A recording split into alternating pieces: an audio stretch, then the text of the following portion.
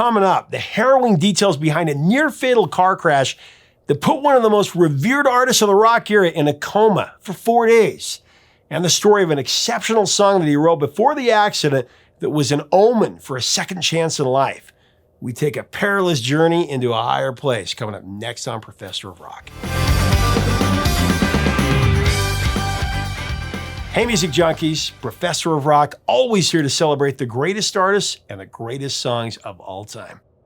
You know, if you love the ritual of listening to vinyl, pulling the record out of the sleeve, placing it on the platter, and then staring into the abyss of the classic album covers out there as the music transcends reality, you're going to dig this channel. Make sure to subscribe below right now, the big red button, click the bell and all that good stuff.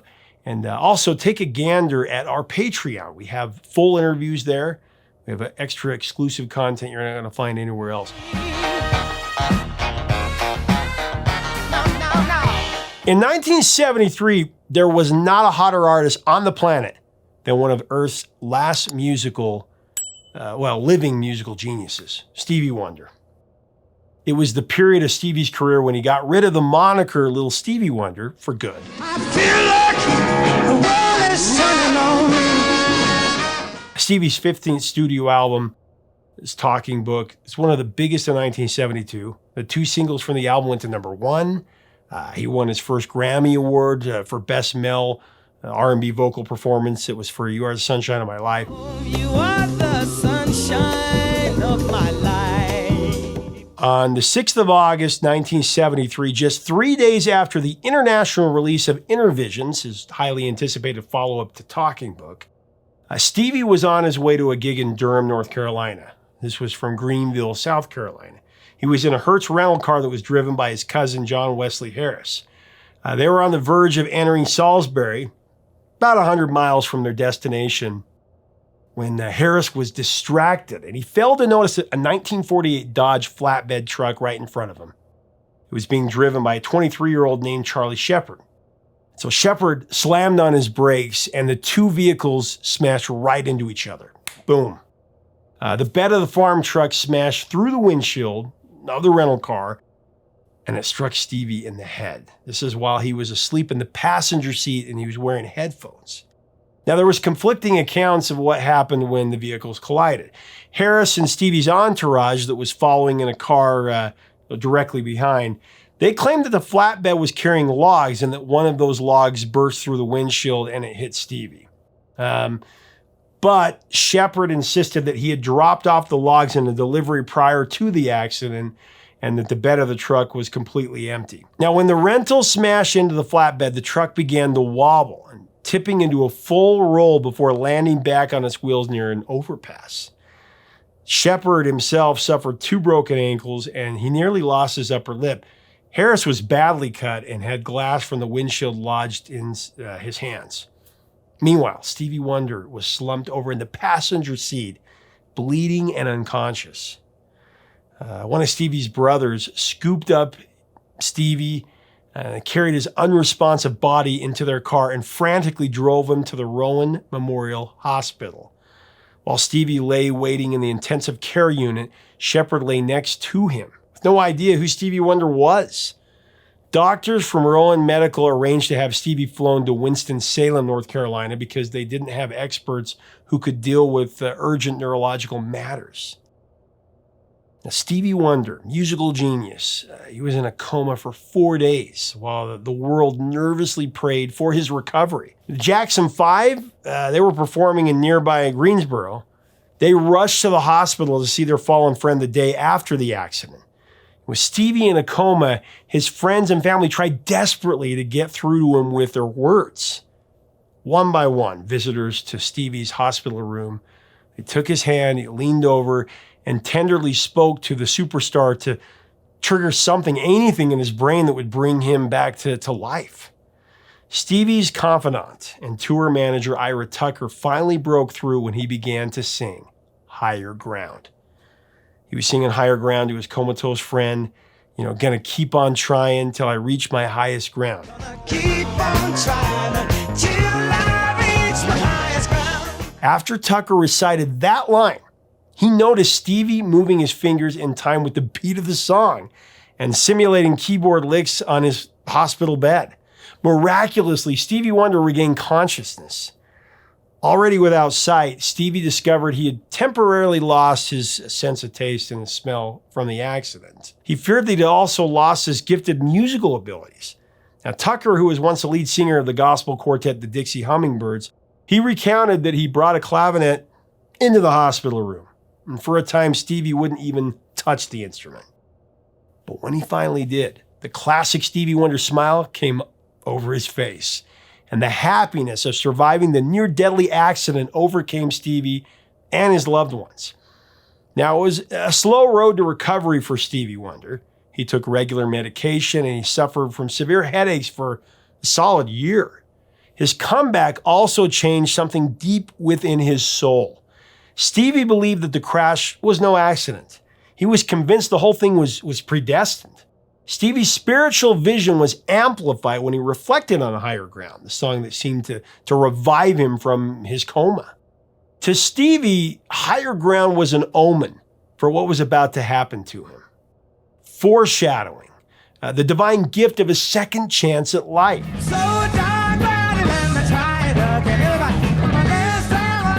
Stevie wrote and recorded Higher Ground in a 3-hour eruption of inspiration in May of 1973.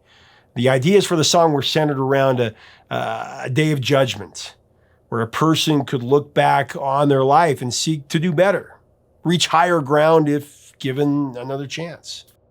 I'm so darn glad he let me try it again, because my last turn on earth, I lived a whole world of sin.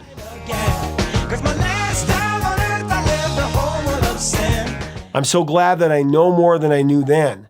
Gonna keep on trying till I reach my highest ground. Keep on trying till I reach my highest ground. Driven by principles of Christianity and mysticism to construct something spiritual, Higher Ground was Stevie's metaphor for a personal reinvention.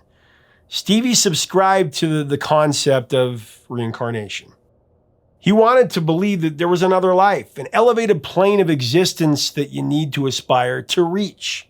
Stevie's personal philosophy was succinct. When he stated in an interview with Q Magazine, I think that sometimes your consciousness can happen on this earth a second time around. Believer, keep on believing. It would prove to be a self-fulfilling prophecy when Stevie survived what could have been a fatal accident.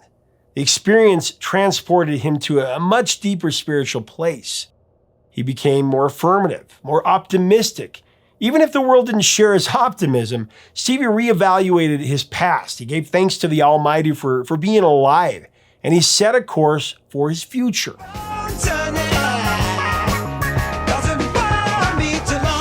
Now, as we further break down this classic hit, I do want to thank our sponsor, Zenni Eyewear. Right now, you can get great prices on Zenni's signature transition lenses. Automatically adapting to changing light, transition lenses darken outdoors and return to clear indoors faster than ever. Check them out, Zenni.com, or at the Zenni app. You can download that, and make sure to click on our Zenni link right below.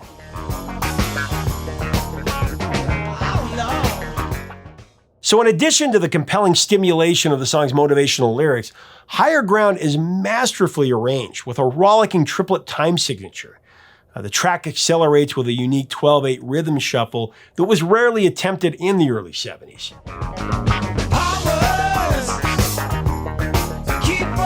Stevie played all of the instruments on Higher Ground, which you could say that for a lot of his songs. Now, besides the Moog and the Hohner clavinet, Stevie played the drums, the tambourine, and accented the percussion of the track with hand claps. One of the most distinctive parts of Higher Ground is the wah-wah clavinet sound that Stevie produced with a Motown 3 envelope filter pedal.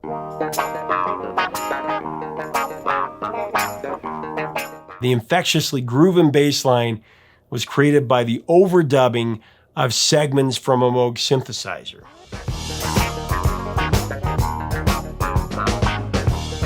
There's no question that Stevie Wonder is one of the true musical geniuses of all time.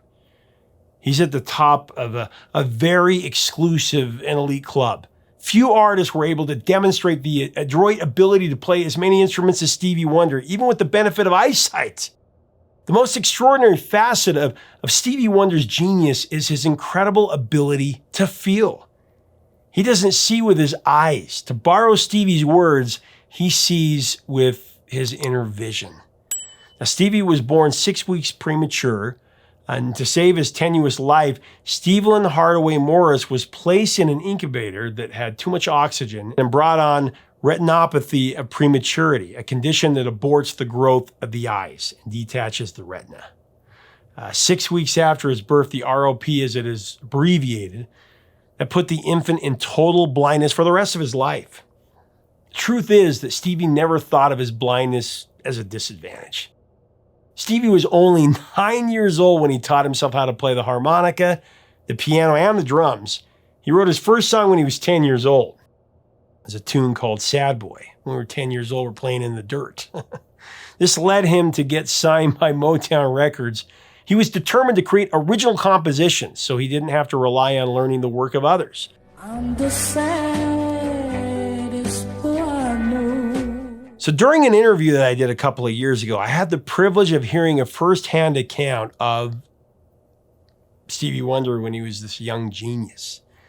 Rock and Roll Hall of Famer Martha Reeves, who sang such all-time hits as Heat Wave and Nowhere to Run and Dancing in the Street.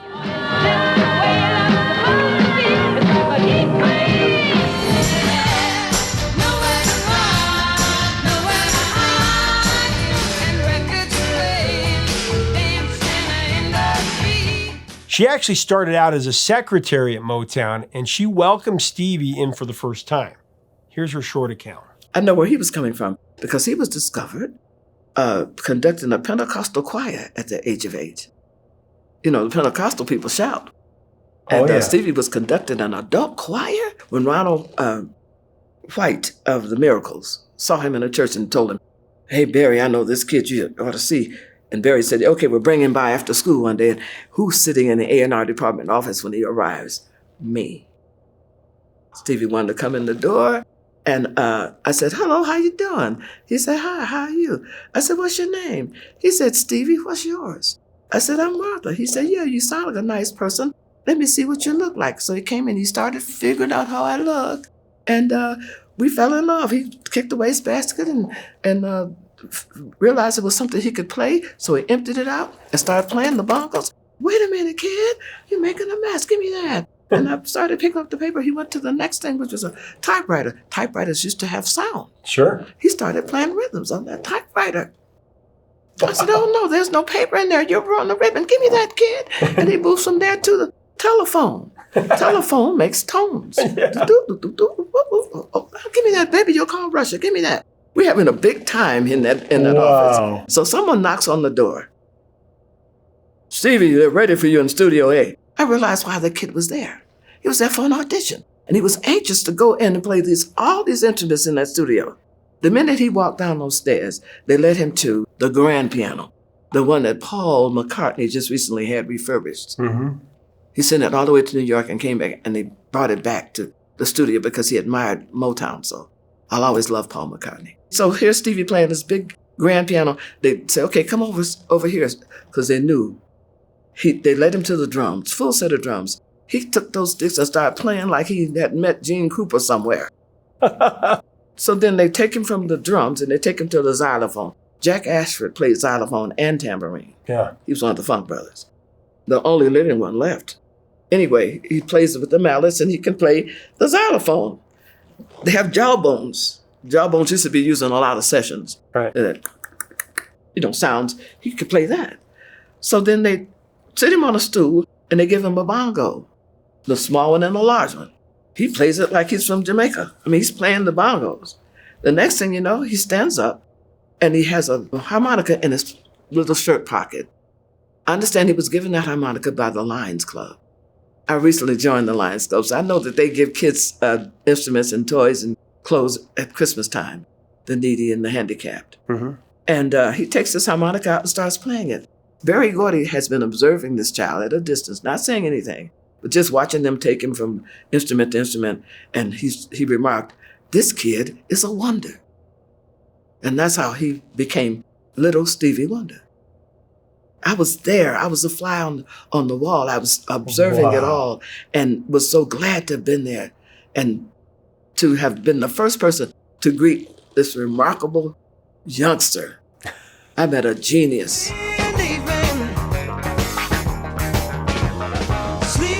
To Stevie, he looked at his blindness as a strength.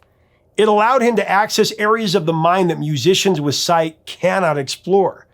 The imaginations and inner vision of Stevie Wonder gives him an extraordinary ability to write songs about what he's heard people talk about, such as relationships and conflict and racism, and how those transmissions resonate with what is inside of him.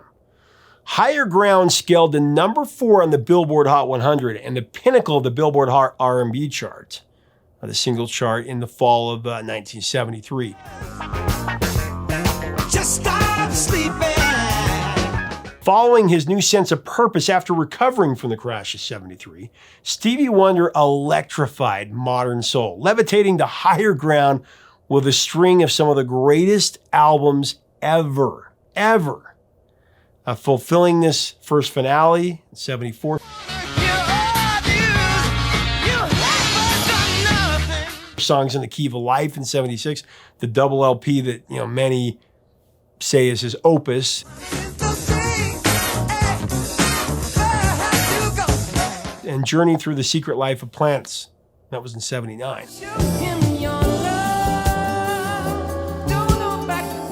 The influence of Stevie Wonder's artistry is manifested in many of the superstars that didn't survive him. Michael Jackson, Prince, also contemporary artists, stars of R&B and hip hop like John Legend and Frank Ocean, also Drake and Bruno Mars.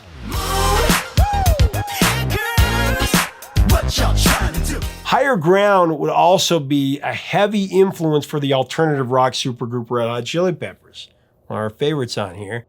Their stirring version of Higher Ground was the lead single from the band's 4th studio album, Mother's Milk, in '89. It's highlighted by an amazing performance from bassist Flea.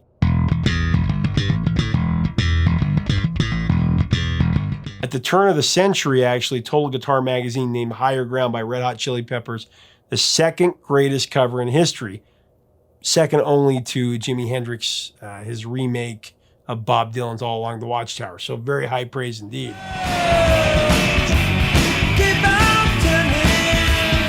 And so it was back in 1973, on August 6th, the monumental day that Stevie Wonder fulfilled what he believed was his destiny, to leave the temporal world for 4 days and return immersed in a new state of consciousness, a rejuvenated, changed man destined to enrich the world with music that would forever unite and inspire.